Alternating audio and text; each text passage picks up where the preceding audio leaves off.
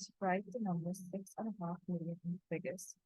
So what we will do is that we write 6, 5, 0, and then 3 more zeros. Because in million there's 6 figures. So 6 million and then 50,000.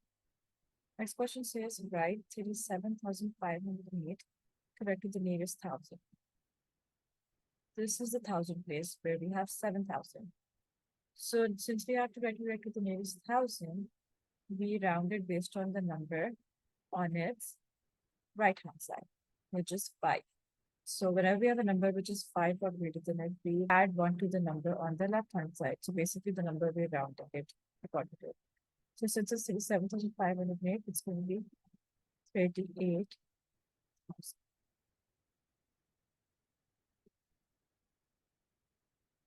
Part C says, from the list of numbers, write down a factor of 18.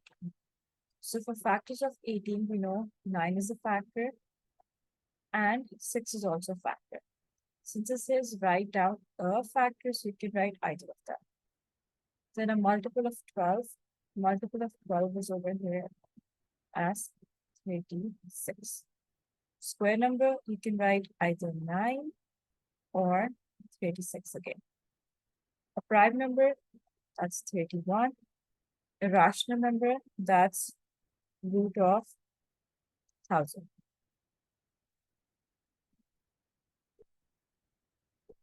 Next part says, put one pair of brackets in each statement to make it correct. So in the first one, we need to put brackets in a certain way that we get the answer of 62. So if we put the brackets around 24 minus 4, that gives us 20 times 3 plus 2. According to the rules of bit mass, we do brackets first, then indices, then division, multiplication, addition, subtraction. So after brackets, we'll do multiplication. So that's 60 plus 2. That gives us 62. In the second part, it wants us to put the brackets in some place that the answer will equal to 4. So for that, I'm going to put the brackets around 3 plus 2. Why? Because 3 plus 2 is 5. Do the brackets first, then we do multiplication. So that's going to be 24 minus 20. That gives us 4. Part E says write 3/4 as a decimal. 3/4, as we all know, is 0.75. So that's the answer.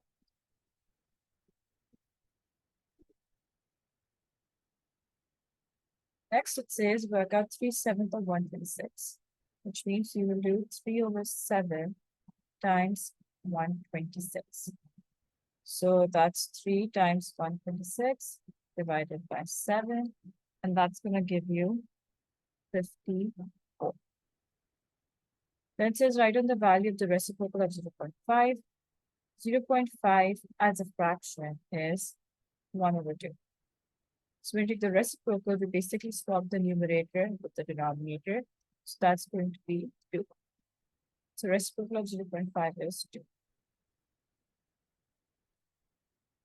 Next it says, without using a calculator, work out 5 whole number 2/3 minus 2 whole number 1/5. You must show all your working and give your answer as a mixed number in its simplest form. So let's first convert the mixed numbers into improper fraction. And to convert a mixed number into an improper fraction, what we do is we multiply the denominator with the whole number and then add the result to the numerator. So keeping that in mind, 3 times 5 is 15. 15 plus 2 is 17.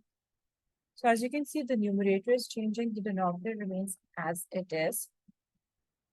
Then for the next one, we do 5 times 2, which is 10, and 10 plus 1 is 11. So 11/5. Next, we need to remember is that whenever we're adding or subtracting, unlike denominators, we need to make the denominators equal first.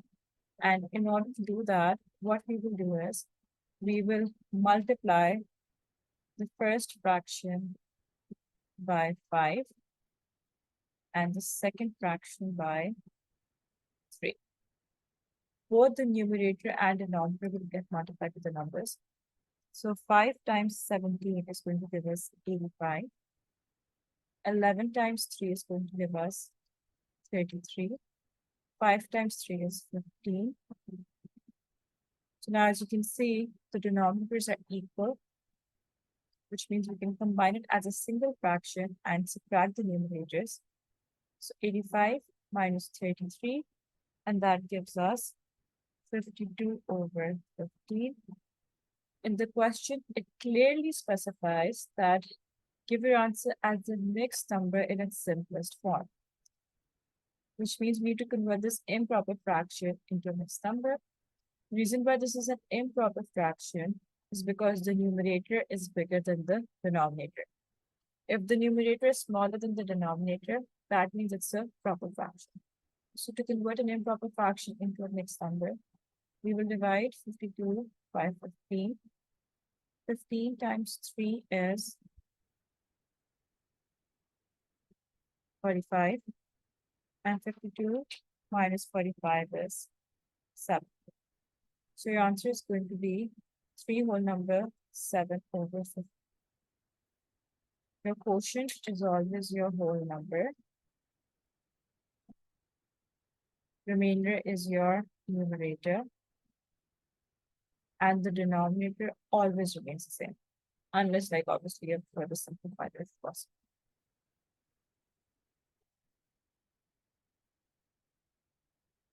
Question 2 says a diagram shows a circle.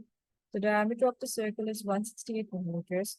Write down the radius of the circle. Diameter is basically your distance from one point on the circumference to another, as long as the distance is passing through the center of the circle. So this entire distance is your diameter. And radius is half of the diameter. So we do 168 divided by 2, which is going to give us 84 millimeters. Next is on diagram, draw a chord of the circle. So for a chord, this can be a chord.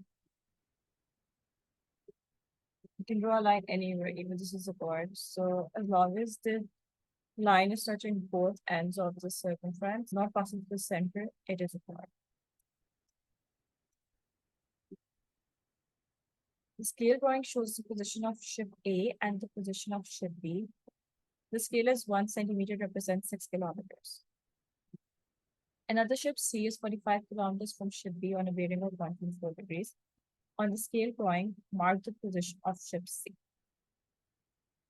So since 1 centimeter represents 6 kilometers and ship C is 45 kilometers from ship B, obviously we cannot draw the distance in terms of kilometers, so we have to convert it in terms of centimeters.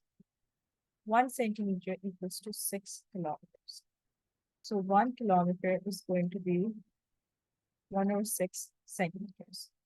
So for 45 kilometers, we will do 45 times 1/6, and that is going to give us a distance of 7.5 centimeters. So using your ruler, you will draw a line of 7.5 centimeters at a bearing of 124. Now the bearing of 124 from ship B, that bearing is going to be over here. So if I draw a rough line, since I can't do the accurate representation over here, it's going to be something like this. Measure this line, make sure that it's 7.5 centimeters, and the bearing over here will be 124 degrees. And it says find the actual distance of ship C from ship A. So what you will do is that using your accurate graph, you will measure this distance between A and C. Whatever this distance is, like for example, if it's like 5 centimeters, let's say, to find actual distance, you will multiply 5 by 6. So that's going to be 30 kilometers. Once again, I'm assuming that the distance is 5 centimeters between A and C, because I can't measure it properly like online. So what you will do is when you're doing it physically on the paper, measure the distance between A and C and multiply it by 6 to get the actual distance. Part C says show that the interior angle of a regular octagon is 135 degrees. So since it's an octagon, that means number of sides is 8. Formula for an interior angle is n minus 2 times 180 divided by n. It's going to be 8 minus 2 times 180 over 8. And that's going to give us 135 degrees. Second part says that show that two regular octagons and a square meet at a point without any gaps. So as we've identified that the interior angle of a regular octagon is 135, which means this angle is 135. This angle is also 135. Why? Because these are two regular octagons. And a square has all angles as equal angles and they're all 90. So if we add 135 to 135 and 90, what we get is 360. As we know, at a point, the sum of angles is 360. And since the sum of 135, and 90 is 360, which means there is no gap between these three shapes. Part B says the diagram shows points D, E, and F on the circumference of a circle. DF is the diameter of the circle. Find angle EDF. So we have to find this angle. Why this angle? Whatever alphabet is written like between the three alphabets, whatever alphabet is written in the middle, that is the angle that we're trying to find. So since D is in the middle, so we have to find angle D. So since DF is the diameter, that means the angle made at the circumference is going to be 90. Why? Because angles in a semicircle are always equal to 90 degrees, which is one of the circle theorems. So since the right angle triangle, if I draw this over here, this is E, this is D, this is F. So angle F is given as 49. They want us to find angle D. So for angle D, we will do 180 minus 90 minus 49, which is going to give us 41 degrees. That is your answer.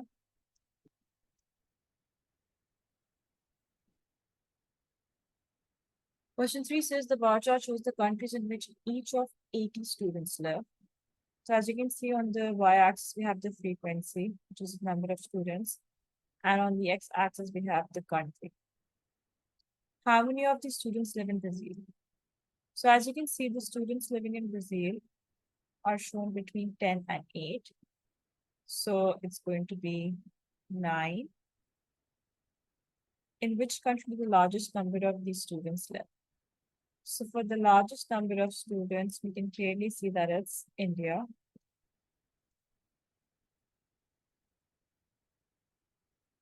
How many more of the students live in China than live in Australia? So now if we look at China, that's at 18, and Australia is between 12 and 10, so that's 11. So 18 minus 11, and that's 7. That's your answer.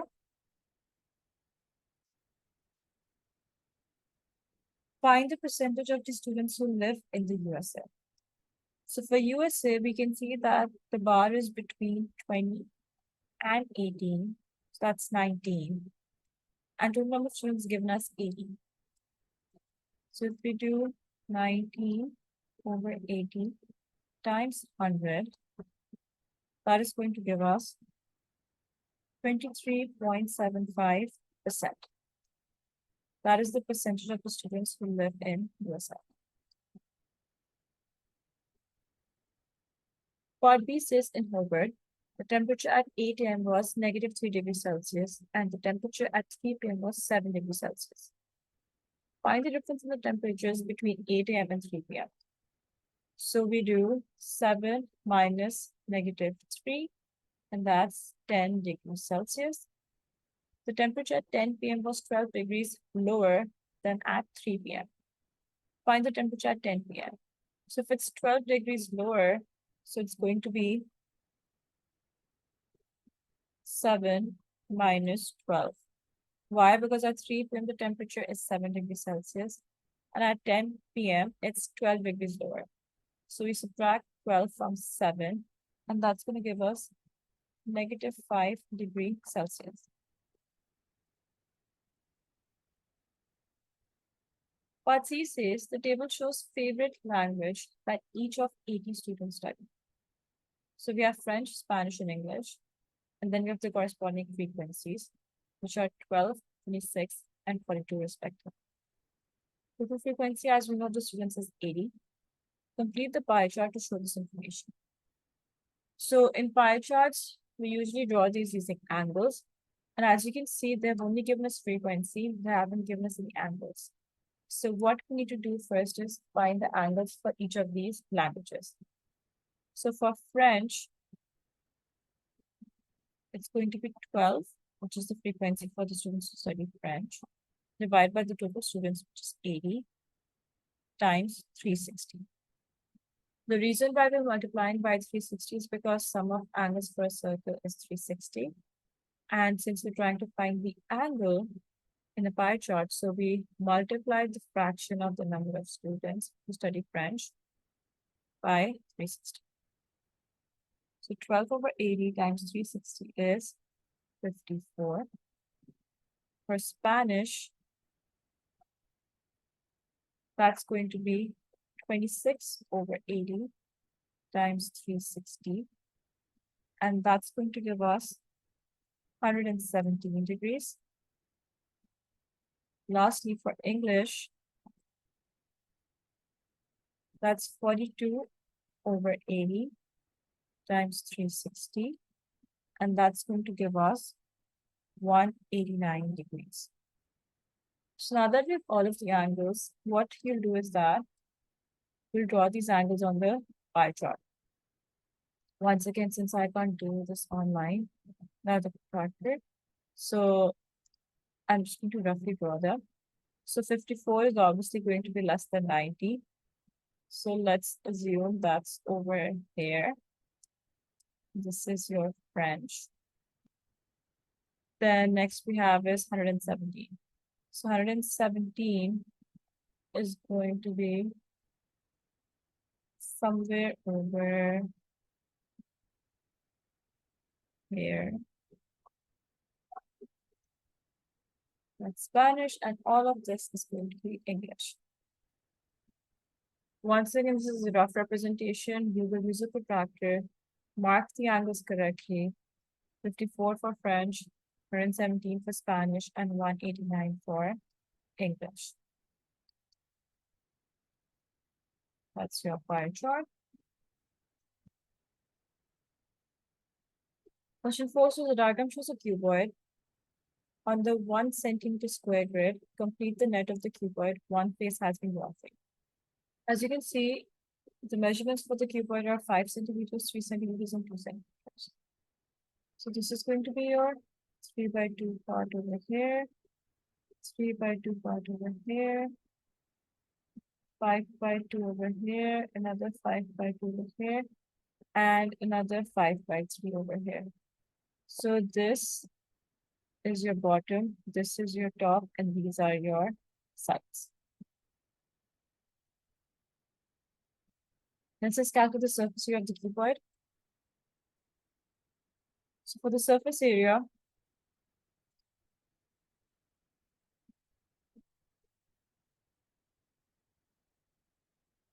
so to calculate the surface area of the cuboid, we will do 2 times 5 times 3 plus 2 times 5 times 2 plus 2 times 3 times 2. Why?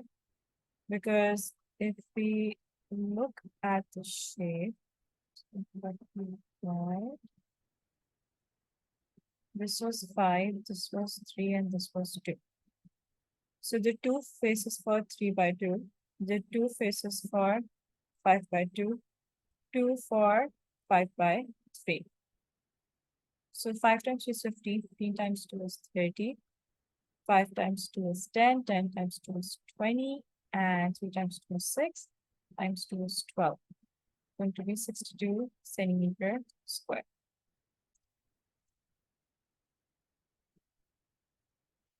Our diagram shows two solids, a cube and a right angle triangular prism. Both solids have the same volume. Calculate the volume of X. Volume of a cube is basically cube of your measurements. Since in a cube, all faces are square, so the measurements are equal. All of these are 6. So it's going to be 6 cube, which is basically equal to 216 centimeter cube. Now for the triangular prism, volume is basically going to be area of the cross section, which is your triangle. So 1/2 times base times height times the longitudinal length. So that's going to be 1/2 times 4 times x times 9. And since they have the same volume, it all equals to 216. So 216 equals to 18x, because 2 ones are 2, 2 twos are 4, and 2 times 9 is 18. 216 divided by 18 equals to x, which is going to give us the value of 12 centimeters. That is your answer.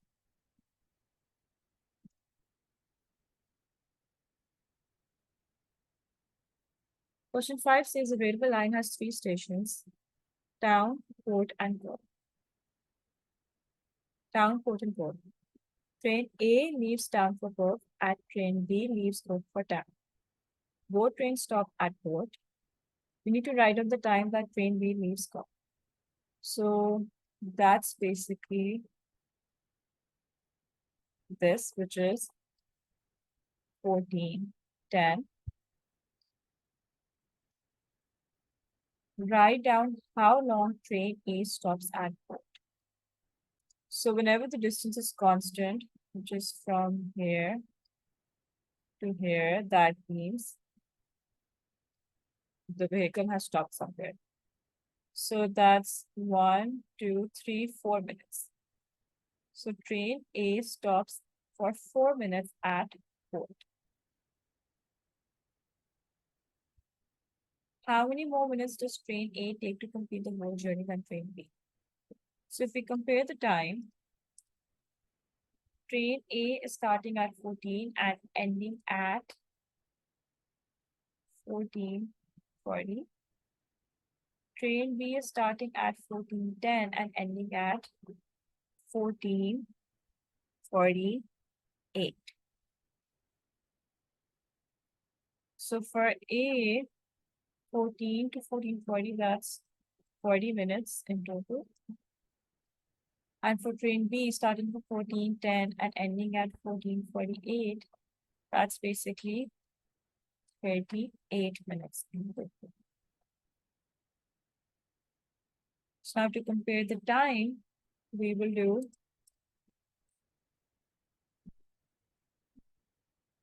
40 minus 38, and that is going to give us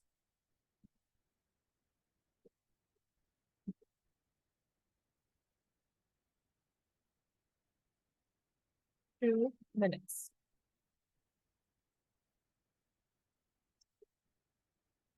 Then says write on the time that the two trains pass each other. So two trains passing each other is going to be where they're intersecting on the graph. So that's basically 1, 2, 3, 1, 2, 3, 4, 5. 14:25. That's when both the trains are passing each other.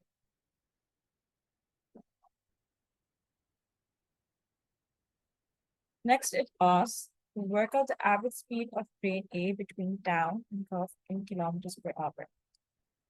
So if we look at the distance,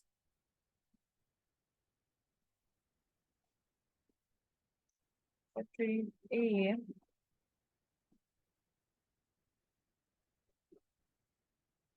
that's 23 kilometers. That is your distance.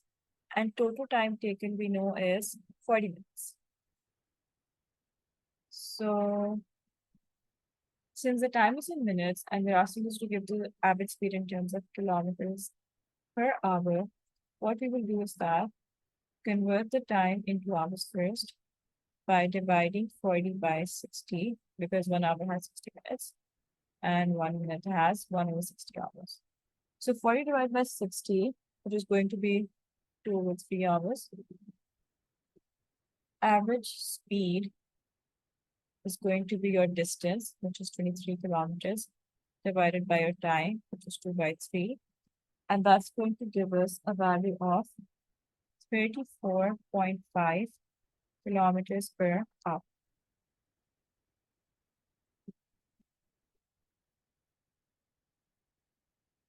In question 6, it says describe fully the single transformation that maps triangle A onto triangle B.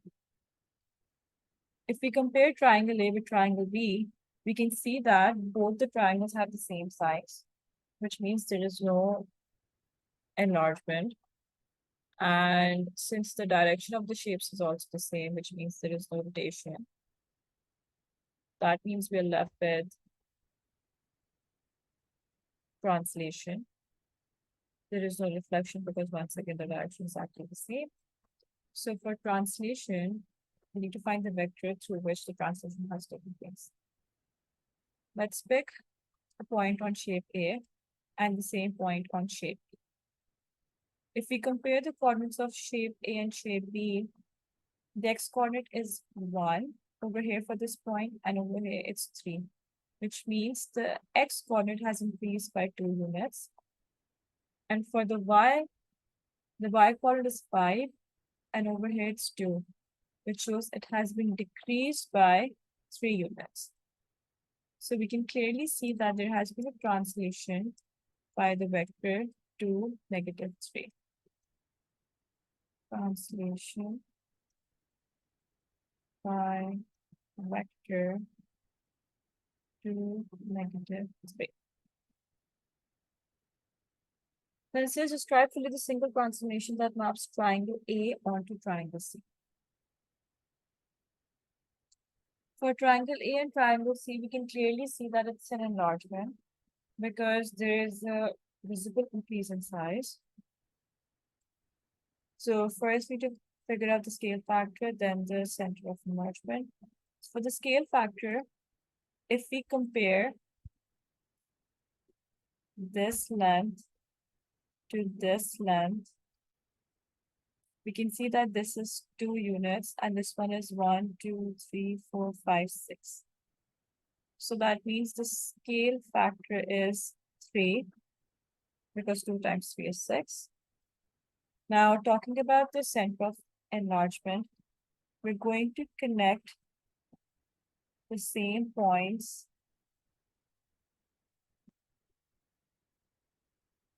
on both the shapes and see where the lines converge. And as you can see, the lines are converging over here at 4, 6, which shows the center of enlargement is 4, 6. Which is yeah, right. This one has a statement.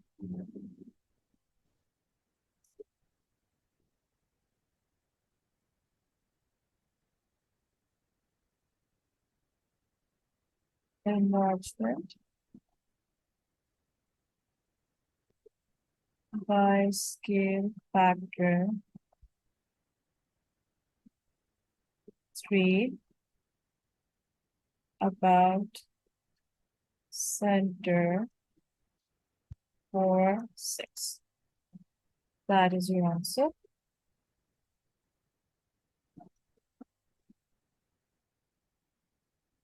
So this is on the grid. Draw the image of triangle A after reflection of the line y equals to 6.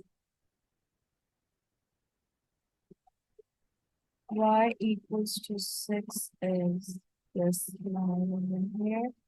So if we draw the reflection, this point will be over here because it has to be equidistant from the mirror line, which is y equals to 6.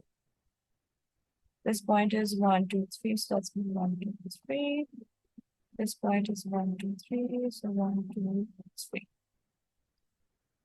You have to make sure that it is a reflection. You can't draw it in the same direction. It's going to be the opposite direction because like when you see yourself in the mirror, it's like the opposite way. So same thing here. So this is your reflection in the line y equals to 6.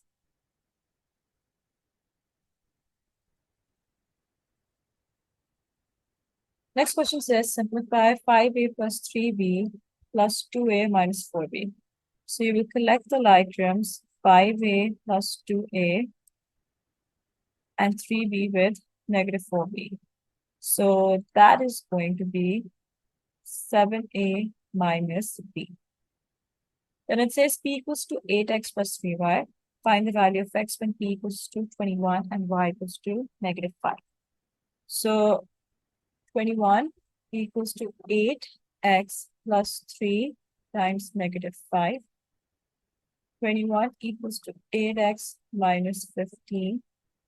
21 plus 15 equals to 8x, which is going to be 36 equals to 8x. So 36 divided by 8 equals to x, and that will give us 4.5 as the value of x.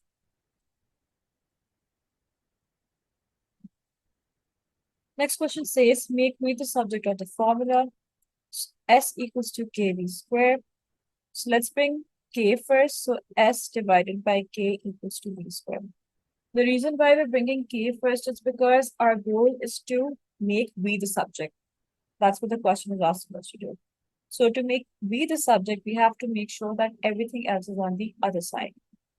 Since k is being multiplied to b square, so when you move it to the other side, that means k will divide s. So that's why it's s divided by k equals to b square. Now, square is the only thing that we need to get rid of from over here. So in order to get rid of the square on b, what we will do is we will square root both sides. So that means square root of s over k equals to b. That is your answer. Part D says multiply and simplify. So whenever expanding brackets, first term gets multiplied with both the terms in the second bracket, and second term gets multiplied with both the terms in the second bracket. So that's going to be x times x plus 5 minus 3 times x plus 5, which is going to be x squared plus 5x minus 3x minus 15. So that's x squared plus 2x minus 15. That is your answer.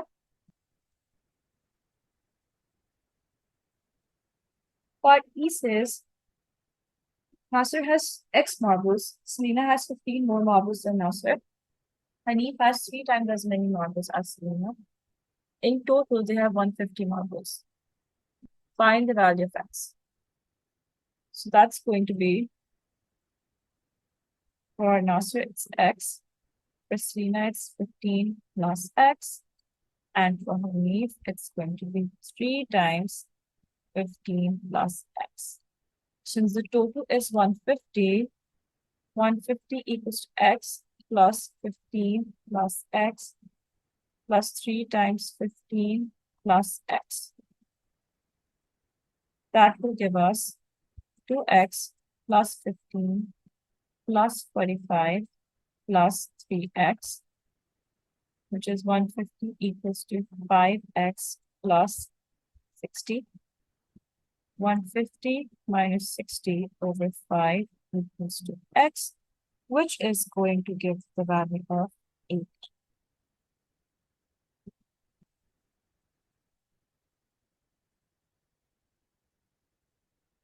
Question 8 says, find the equation of the line L in the form y equals to mx plus c.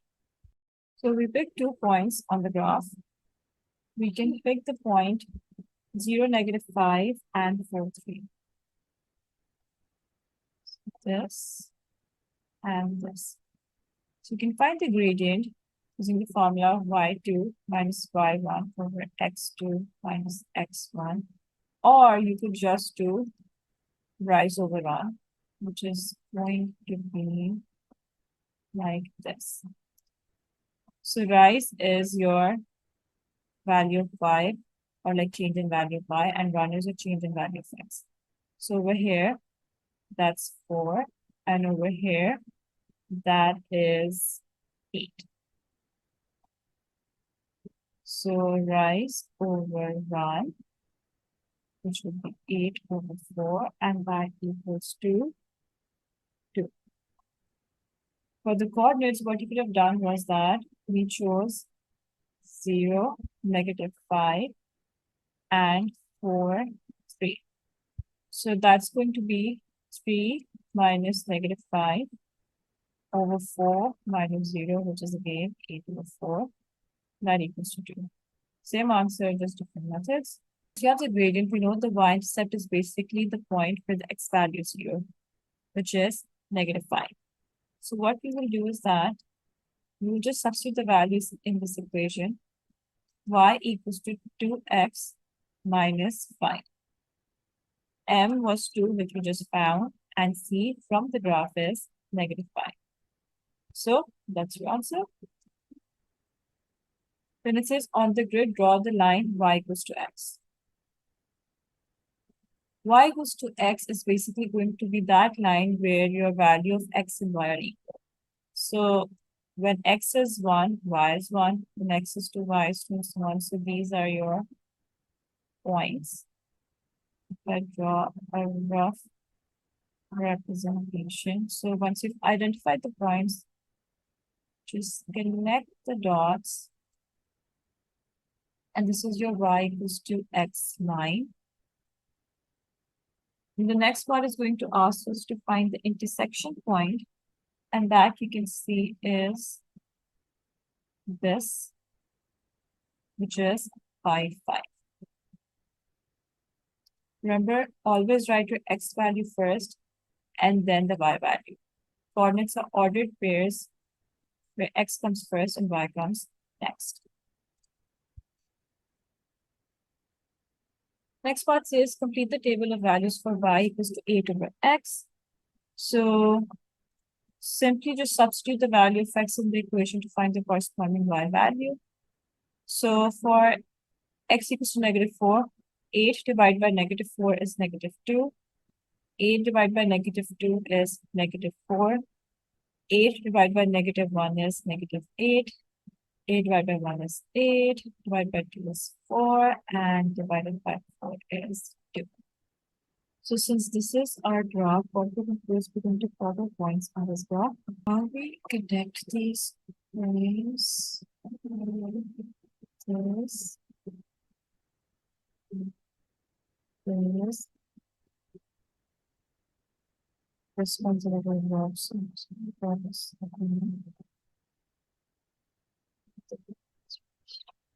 Okay. So this is basically your rough representation. Because that's your graph. And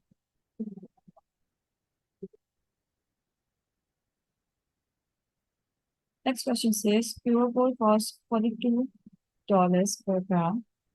The fraction of pure gold in an object is measured in carats. 1 carat means 1/24th of the mass of an object is pure gold.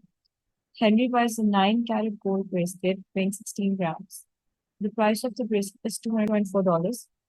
Is the price of the bracelet more or less than the cost of the pure gold in it? You must show your working. So to solve this, what we will do is that we know that 1 carat means 1/24 of the mass of the object is pure gold. So you multiply 1/24 with 9. And then we times that by 42 and 16.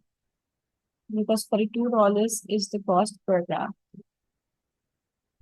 And since the bracelet weighs 16 grams, so 42 times 16 times 9 carat being converted into the mass of an object in like for pure gold. So you multiply all of these and you get $252. And we can clearly see that the price of the bracelet is less than the cost of pure gold.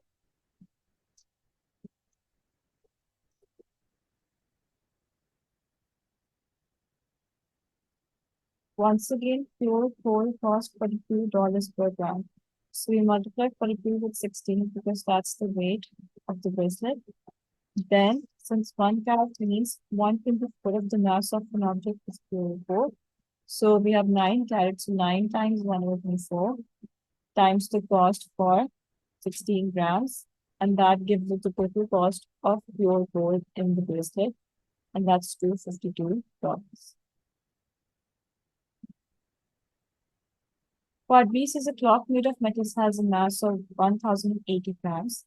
The mass of each metal in the clock is in the ratio of 21:14:1 for copper is to zinc is to other metals. Calculate the mass of copper in the clock. So for copper, we will do 21 over the sum of 21, 14, and 1, and times this fraction by the total mass of the clock, which is 1080. So that's 21 over 36 times 1080, and that would equal to 630 grams.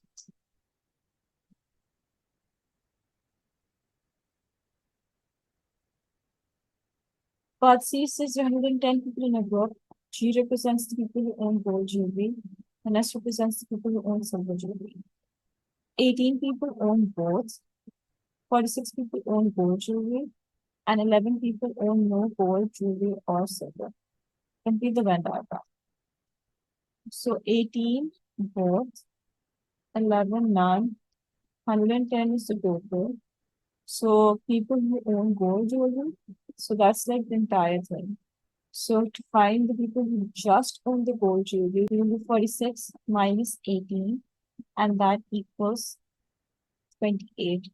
So 28 people just own gold jewelry, whereas 46 people own gold jewelry, which includes the people who own silver jewelry as well. Now to find the silver jewelry people, we will do 110 minus 28 minus 18 minus 11. We subtract the people who own gold jewelry, own both, and who own none. And that equals to 53.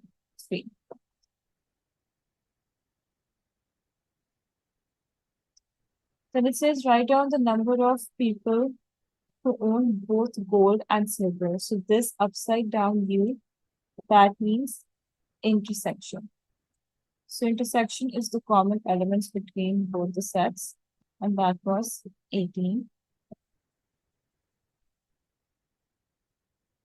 One of the 110 people is chosen at random. Write on the property that this person owns gold jewelry, but not silver jewelry. So people who own gold jewelry was 28, and total is 110. So 28 over 110 is your probability. If you want to simplify it, you can ultimately as this. Part D says use separation to describe the shaded region. So whenever we have all the elements like colored, or basically all the, circles drawn colored, that means everything is included, which means it's a union. So E union F. This U represents union, which means all the elements in E and F. Next question says the triangle PQR is mathematically similar to triangle UVW. Calculate VW. PQ is similar to UV. QR is similar to VW. And PR is similar to VW. So to find VW, we can make fractions out of the similar lengths and put them equal to each other. Because basically, if they're similar, that means UVW is just an enlarged version of PQR. And it's enlarged by a scale factor which is common among all the lengths. So if we make a fraction out of 9.6 over 14.4, that is going to be the same as 12.8 over BW. Always remember, like, for example, if you're picking a length from the first triangle and putting in the numerator, and the other one is in the denominator, then the other fraction is going to follow the same pattern. That's why when I put 9.6 in the numerator for the first fraction, I chose 12.8 as the numerator for the second fraction. I didn't put VW in the numerator. So VW is going to be 12.8 times 14.4 divided by 9.6, and that's going to give us 19.2 centimeters.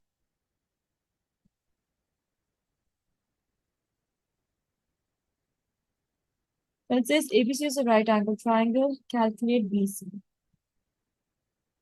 So as you can see, it's a right angle triangle. They're given us two lengths and the third length is missing.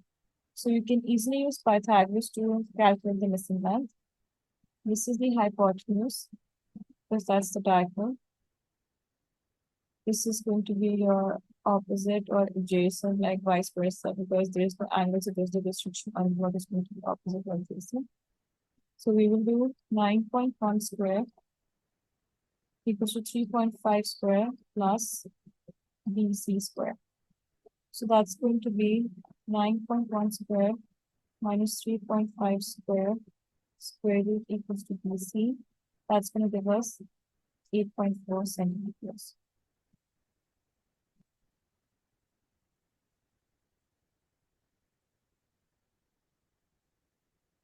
Next question says DEF is a right angle triangle. DEF is a right angle triangle, calculate EF. So in this case, they haven't given us all the lengths or like two lengths. We have one length and an angle. So we'll use one of the trig ratios. Since the angle is over here, the line on which the angle lies, that's always your adjacent. And the length opposite to that is the opposite. And the diagonal is always the hypotenuse, like I said before. So since we have to find the adjacent and we have the hypotenuse, we'll use cosine. Cosine of angle F equals to EF over DF. So that's going to be cos of 35 equals to x over 8.4.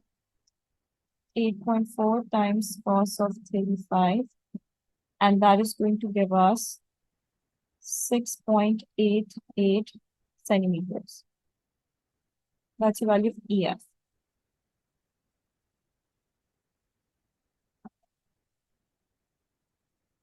Cartesius JKL is a right angle triangle. Calculate the angle JKL. So unlike the other two triangles, now we have two triangles and they're asking us to calculate the angle now. So since it says angle JKL, that means we calculate angle K, the letter that's in the middle. So since the angle lies on JK, that means this is our adjacent and this is our opposite. Whenever we have adjacent and opposite, we will use tan to find the angle. So tan of K equals to 10 over 8.